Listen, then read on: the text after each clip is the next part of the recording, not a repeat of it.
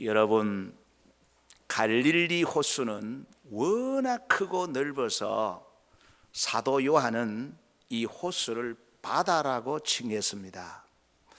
이 갈릴리 호수는 평소에 굉장히 평온하고 고요해서 항해하기에 또 어업 활동하기에 매우 안전한 호수입니다.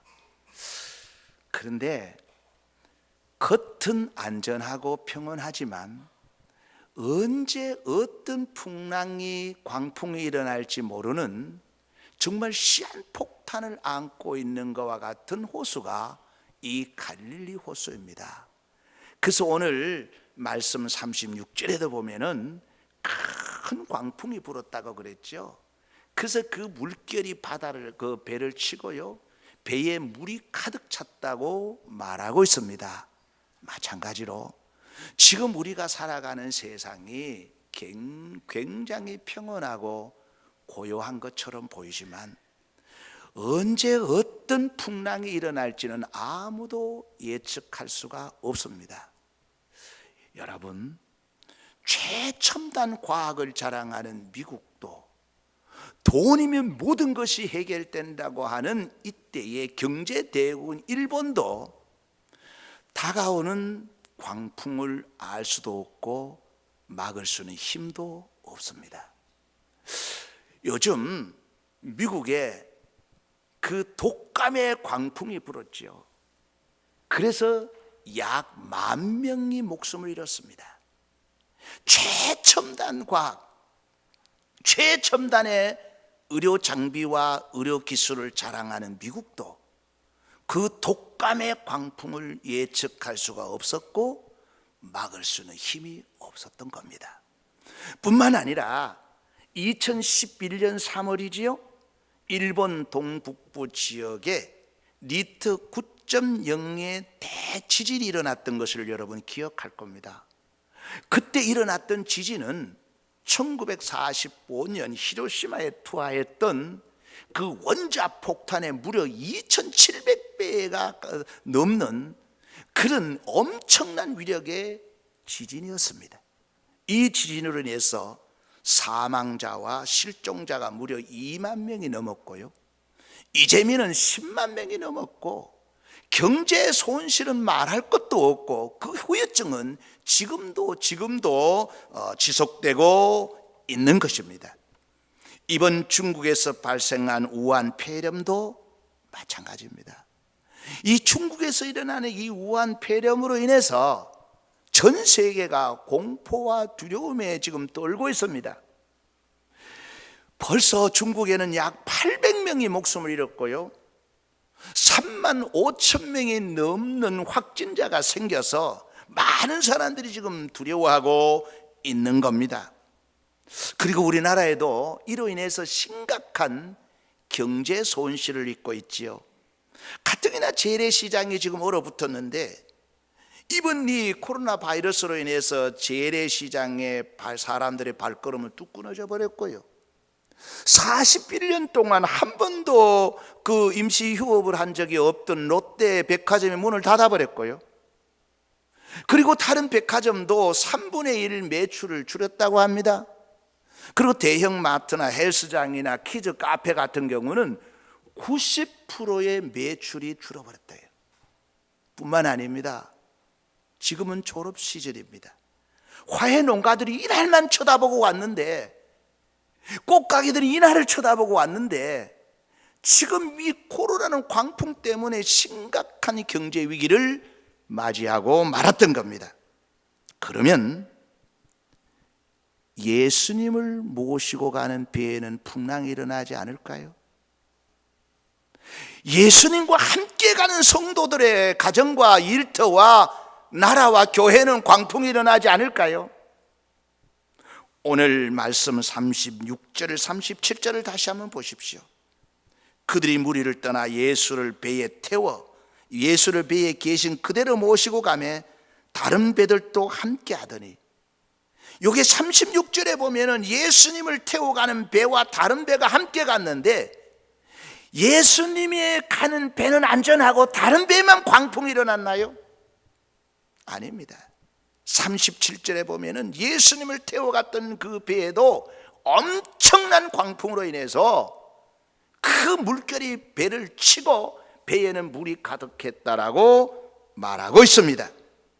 여러분, 예수님을 태우고 가는 배에도 광풍은 일어납니다.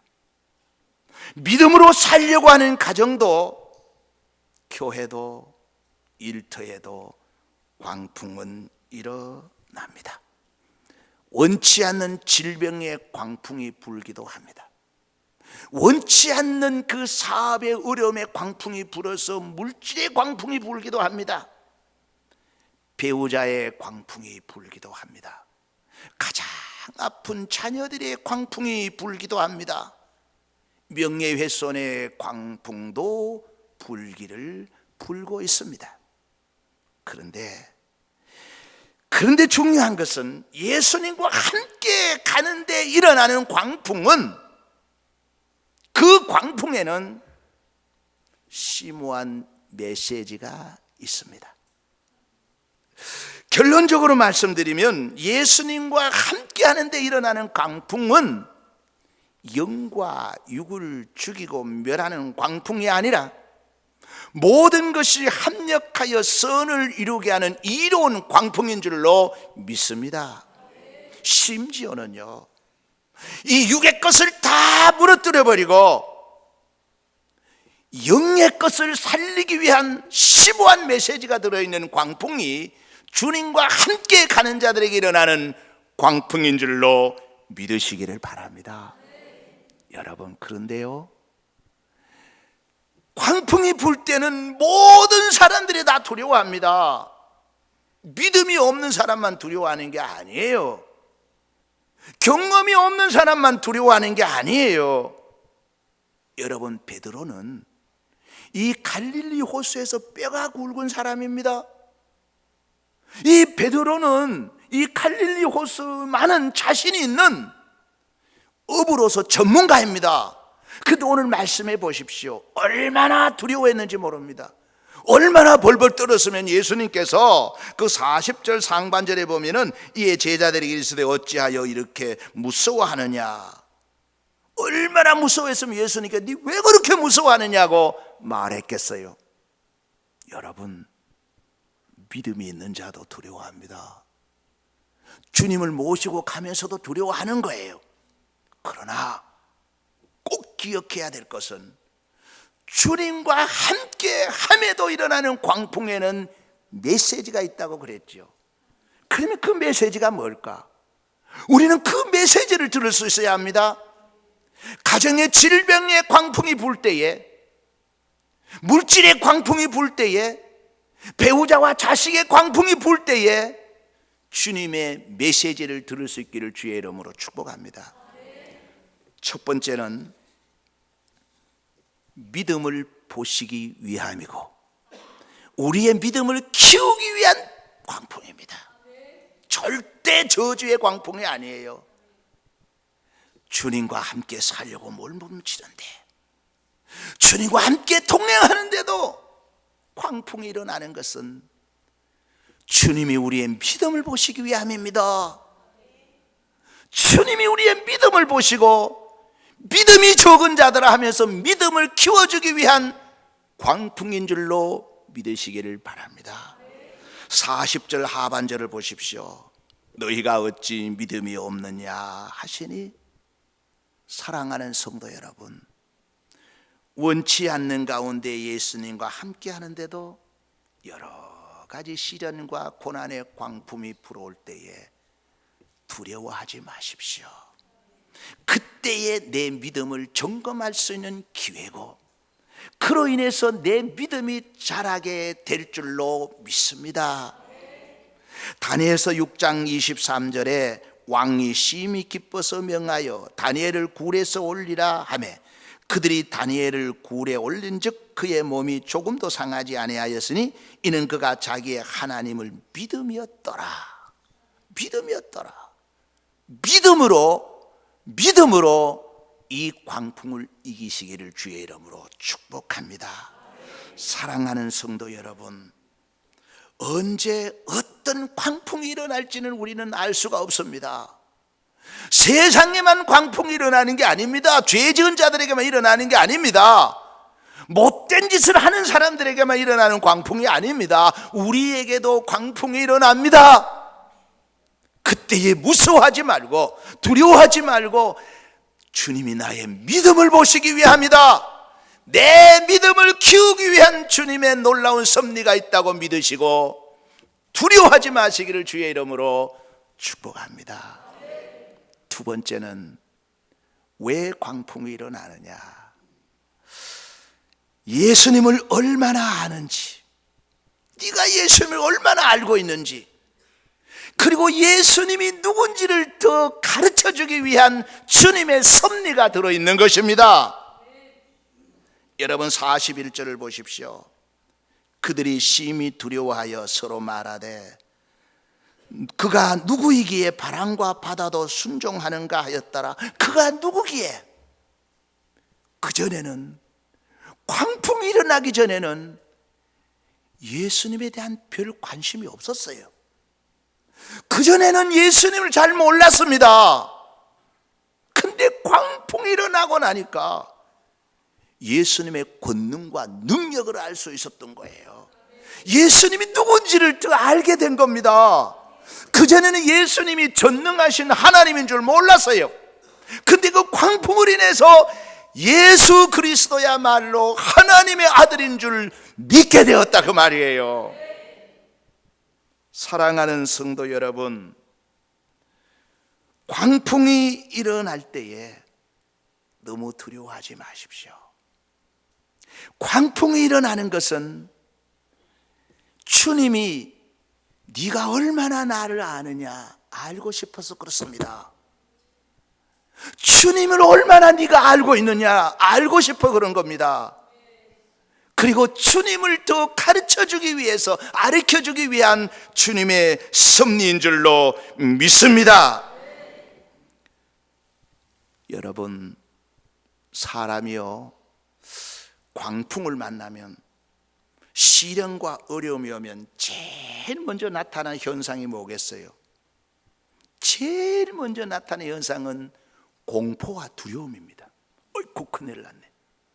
공포와 두려움이에요. 제자들도 마찬가지입니다. 경험 있는 자도 마찬가지입니다. 또 지나가리라 알면서도 마찬가지입니다. 공포와 두려움에 먼저 쌓입니다. 두 번째는 뭔지 알아요? 두 번째는요, 원망하는 겁니다. 원망하는 거예요. 예? 어쨌든 문제가 생기면 원망부터 먼저 합니다. 이 주님을 배에 태우고 가던 이 배에 광풍이 일어났을 때 제자들이 예수님을 깨우면서 한 말이 무엇입니까? 어찌하여, 쉽게 말하면 주님이 우리 주인인데 어찌하여 광풍이 일어나냐, 원망부터 먼저 하는 거예요. 사랑하는 성도 여러분, 우리가 누굽니까? 하나님의 자녀잖아요. 하나님의 자녀는 우리 인생에 광풍이 일어날 때에 담대해져야 합니다. 세상 사람들과 똑같이 두려워해서는 안 됩니다. 그리고 세상의 사람들은 원망부터 먼저 합니다. 그러나 우리는 원망해서 안 됩니다. 원망을 하지 말아야 됩니다. 예수님과 함께 하는데도 오는 풍랑을 두려워하지 마십시오. 그 풍랑으로 인하여 믿음은 더 강해지고, 그 풍랑으로 인하여 예수님이 누군지를 구체적으로 알아가게 되고, 그 풍랑으로 인하여 더 빨리 나아가게 될 줄로 믿으시기를 바랍니다. 세 번째입니다. 주님과 함께 가는데도, 주님과 함께 하면서도 왜 광풍이 일어날까? 그것은 얼마나 네가 나를 의지하느냐, 정말 주님을 얼마나 의지하느냐 주님이 알고 싶었고, 더 주님을 의지하도록 하기 위한 주님의 사랑인 줄로 믿으시기를 바랍니다. 여러분, 절대 그리스도인들에게 오는 광풍은 저주가 아닙니다. 그래서 성경은 뭐라 그랬습니까? 환난 나에 나를 찾으라. 내가 너를 영화롭게 하리라. 이 광풍이 하나님을 영화롭게 하는 동기와 계기가 되어야 될 줄로 믿습니다. 39절을 보십시오. 예수께서 깨어 바람을 꾸짖으시며 바다더러 이르시되 잠잠하라 고요하라 하시니 바람이 그치고 아주 잔잔하여 지더라. 이 환난을 통해서 믿음이 자라고, 환난을 통해서 예수님을 누군지 더 알게 되고, 예수님을 더 의지하게 되고, 예수님을 더 바라보게 되시기를 주의 이름으로 축복합니다. 자, 그러면 이제 우리가 환난이 왔을 때에, 이 광풍이 불 때에 이러한 메시지를 듣고 이 메시지를 통해서 우리가 어떻게 살아가야 될 것인가 하는 것을 몇 가지로도 말씀을 드립니다. 첫 번째로 하나님을 의지하셔야 합니다. 왜냐하면 하나님은 우리의 피난처입니다. 시편 46편 1절에 하나님은 우리의 피난처시요 힘이시니 환난 중에 만날 큰 도움이시라. 예레미야 4장 6절에 시온을 향하여 깃발을 세우라. 도피하라. 지체하지 마라. 내가 북방에서 재난과 큰 멸망을 가져오리라. 하나님 앞에서 우리가 어떤 풍랑을 만나든지 하나님을 의지하셔야 합니다. 하나님께 피하셔야 합니다. 세상을 살아가면서 광풍이 일어날 때 너무 두려워하지 마세요. 겁내지 마세요. 우리의 피난처는 가장 안전한 곳은 하나님입니다. 하나님께 피하고 하나님을 의지하게 되면 이 광풍이 오히려 큰 덕이 될 줄로 믿습니다. 그리하면은 그 광풍이 아주 잠잠해질 줄로 믿습니다. 그 다음에 두 번째는 주를 바라보십시오. 주님 쳐다보십시오. 히브리서 12장 2절에 믿음의 주여 또 온전케 하시는 이인 예수를 바라보자. 그는 그 앞에 있는 기쁨을 위하여 십자가를 참으사 부끄러움을 개의치 아니하시더니 하나님 보좌 우편에 앉으셨느니라. 여러분, 풍랑이 일어나거든 풍랑을 너무 쳐다보지 마세요. 인생사에 여러 가지 문제가 있잖아요. 그 문제를 너무 쳐다보지 마시고 그 문제를 넉넉히 해결하시는 하나님을 바라보시기를 바랍니다. 믿음의 주여 온전케 하시는 하나님을 바라볼 때에 그 풍랑을 이기는 겁니다. 예전에 시골에 있을 때 이 홍수가 나면은 물이 막 범람하잖아요. 그러면 지금같이 뭐 이렇게 다리가 있는 게 아니고 돌담을 건너거나 물을 건널 때 어른들이 뭐라 그럽니까? 물 보지 말고 저 멀리 봐라. 저 멀리 봐라. 그런 말을 해요. 그러면 두려움이 사라져 버려요. 사랑하는 성도 여러분, 우리에게는 끊임없이 광풍이 불고 있습니다. 그 물결이 바다를 치고 있습니다. 그거 쳐다보면 실망합니다. 좌절합니다. 너무너무 힘듭니다. 그것 보지 마시고 그것 쳐다보지 마시고 넉넉히 그 풍랑을 잠잠케 하시는 우리 주님을 바라보시기를 주의 이름으로 축복합니다. 그래야 삽니다. 그래야 오늘이 지나가는 거예요. 세 번째입니다. 간구하셔야 합니다. 염려하고 걱정하고 근심만 하지 말고 하나님께 간구해야 됩니다. 오늘 거기에 38절을 보십시오. 예수께서는 고물에서 베개를 베고 주무시더니 제자들이 깨우며 이르되 선생님이여 우리가 죽게 된 것을 돌보지 아니하시나이까 하니 제자들이 깨우며 이르되, 여러분 예수님을 깨우셔야 돼요. 예수님이 깨우셔야 돼요. 우리 전에 우리 간증 집회를 했던 박근용 그 대구의 짜장면 집사님 계시지요. 그분이 기도할 때 그랬다 그러잖아요.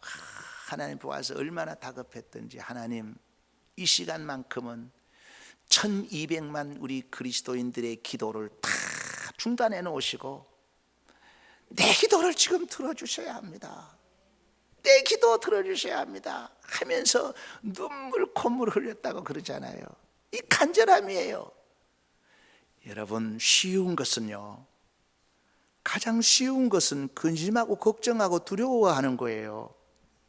근데 성경은 걱정하지 마라, 근심하지 마라, 두려워하지 마라, 놀라지 마라, 기도해라, 내게 기도해라, 기도해라 말씀합니다.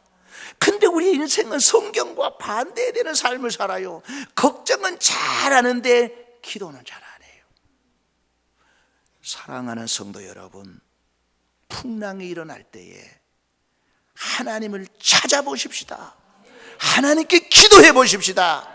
그러면 우리 주님이 벌떡 일어나셔서 그 풍랑을 잠잠케 해 주실 줄로 믿습니다.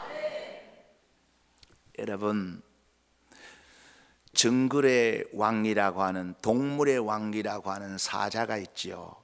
이 숫사자들이 배가 고프면, 이 주위에 먹을 것이 없으면 어디를 쳐다보는지 알아요?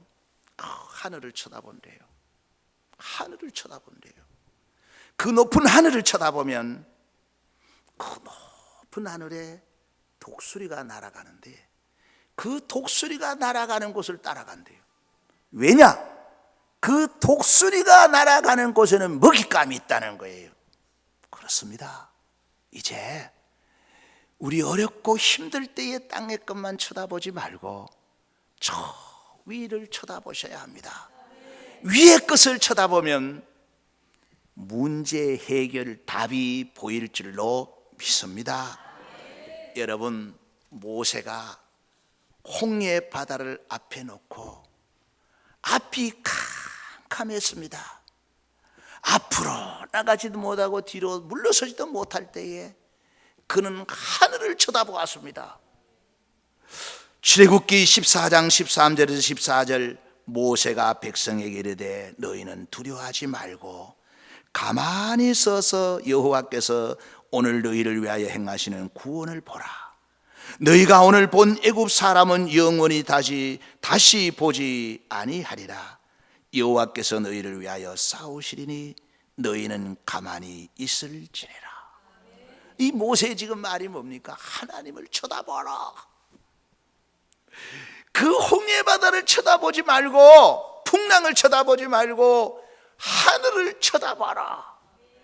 모세가 40년 동안 그 시련과 고난을 겪을 수 있었던 것은 얼마나 많은 고비가 있었습니까? 그때마다 그는 하늘을 쳐다보았어요. 위를 쳐다보았습니다. 뿐만 아닙니다. 요즘 수요일 날 계속 말씀을 드리는데, 스데반이 돌에 맞아서 죽을 때에 그보다 더 고통스러운 게 어디 있겠어요? 죽음의 광풍이 불었습니다. 죽음의 광풍 앞에서 그는 어떻게 했습니까? 군중을 쳐다보지 않았어요. 날아오는 돌을 쳐다보고 두려워하지 않았어요. 그는 하늘을 쳐다보았다고 말하고 있습니다. 사도행전 14장 19절에, 사도행전 7장 55절에 스데반이 성령 충만하여 하늘을 우러러 주목하여, 하늘을 우러러 주목하여, 여러분, 죽게 된 상황 속에서 스데반이 승리할 수 있었던 것은 저 하늘을 쳐다보았기 때문에 승리한 줄로 믿습니다. 하늘을 쳐다봐야 살아요. 예수님도 마찬가지입니다. 예수님께서 빈들의 그 들에 있을 때에 수많은 군중들이 굶주려서 줄여 있을 때에 이들을 먹여야 되는데, 그 광야에서는 그 물건을 사러 갈 가게도 멀고 이미 날은 저물었고, 그래서 지금 이 사람을 먹이 살릴 수 있는 방법이 없습니다. 그때 예수님께서 마태복음 14장 19절에 이렇게 말하고 있습니다. 무리를 명하여 잔디 위에 앉히시고 떡 5개와 물고기 2마리를 가지사 하늘을 우러러 축사하시고, 하늘을 우러러 축사하시고, 예수님도 하늘을 쳐다보았습니다. 하늘을 쳐다보아서요. 여러분, 지금 이 나라 이 민족이 얼마나 어려운 가운데 있는지 모릅니다. 우리는 이 나라 이 민족을 살릴 수 있는 유일한 길이 뭐냐? 하늘을 쳐다보는 겁니다. 그 길만이 사는 길이요 승리의 길인 줄로 믿습니다. 우리의 가장 안전한 피난처, 우리가 의뢰할 바위는 바로 하나님뿐입니다. 시편 91편 7절에 잘 들으세요. 1000명이 네 왼쪽에서 10,000명이 네 오른쪽에서 엎드러지나 이 재앙이 네게 가까이 하지 못하리로다. 아멘. 수천만이 어떻게 된다 할지라도 우리가 주님을 의지하고 주님을 바라보고 주님께 간구하고 저 위를 쳐다본다면 반드시 승리하게 될 뿐 아니라 재앙이 넘어가게 될 줄로 믿습니다. 시편 91편 10절에 화가 네게 미치지 못하며 재앙이 네 장막에 가까이 오지 못하리니. 아멘. 여러분, 주님이 우리의 피난처습니다. 이 광풍을 잠잠케 해 주실 분이 누굽니까? 주님밖에 없습니다. 이 주님 바라보시면 화가 우리에게 미치지 않을 것이고 재앙이 우리 장막에 미치지 않을 줄로 믿습니다. 그래서 여호수아 1장 9절에 내가 네게 명한 것이 아니냐, 강하고 담대하라, 두려워하지 말라, 놀라지 마라, 네가 어디로 가든지 네 하나님 여호와가 너와 함께 하느니라 하시니라. 아멘. 사랑하는 성도 여러분, 예수님을 태우고 가는 배에, 예수님과 함께 가는 성도의 또 가정의 교회에 풍랑이 일지 않으면 얼마나 좋겠습니까마는, 그러나 때로는 원치 않는 풍랑이 일어납니다. 우리 교회가 27년간 여기서 오면서 수많은 풍랑이 일어났습니다. 수많은 풍랑이 일어났지만 그 풍랑 가운데 주님이 주시는 메시지가 있었습니다. 주님은 이 풍랑으로 인하여 주님께 한 걸음 더 가까이 다가가도록 하고 합력하여 선을 이루게 하시기 위함인 줄로 믿습니다. 사랑하는 성도 여러분, 인생을 살아가면서 원치 않는 풍랑을 만날 때에 이제 너무 두려워하지 마시고 겁내지 마시고 오직 예수님, 이 풍랑을 잠잠케 하시는 예수님만 바라보고 승리하시기를 주의 이름으로 축복합니다. 하나님 아버지, 원치 않는 가운데 우리의 가정에, 일터에, 교회에, 그리고 이 나라 이 민족에 큰 풍랑들이 불어오고 있습니다. 아버지, 이 풍랑을 통해서 하나님이 우리에게 주시는 메시지를 읽게 하여 주시고 보게 하여 주시고 듣게 하여 주옵소서. 이 풍랑으로 인하여 하나님께로 한 걸음 더 가까이 다가가게 하여 주옵시고, 이 풍랑으로 인하여 다시 믿음이 자라고 다시 주님을 알아가고 주님을 더 의지하게 하여 주시기를 원하옵나이다. 하나님 아버지, 이 땅에 여러 가지 풍랑이 일고 있습니다. 이 모든 재앙들이 넘어가게 하여 주옵소서. 예수 그리스도의 이름으로 축복하고 기도하옵나이다. 아멘.